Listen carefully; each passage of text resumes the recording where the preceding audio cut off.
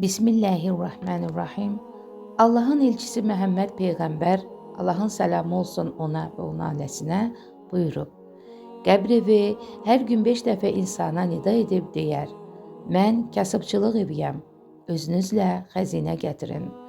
Mən qorxu eviyəm, özünüzlə ünsiyyət üçün birini gətirin. Mən ilanlar və əqrəblər eviyəm, zəhərə qarşı dərman gətirin. Mən qaranlıqlar və zülmət eviyəm, özünüzlə nur və işıq gətirin.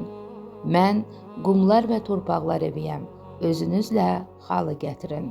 Soruşdular: Ya Peyğəmbər, onlar nədir? Buyurdu: Xəzinə, la ilahə illallah zikridir. Ünsiyyət vasitəsi Quran tilavətidir. Zəhərə qarşı dərman sədəqələrdir. İşıq və nur həmin gecə qılınan namazdır. Xalı isə xeyir əməllərdir.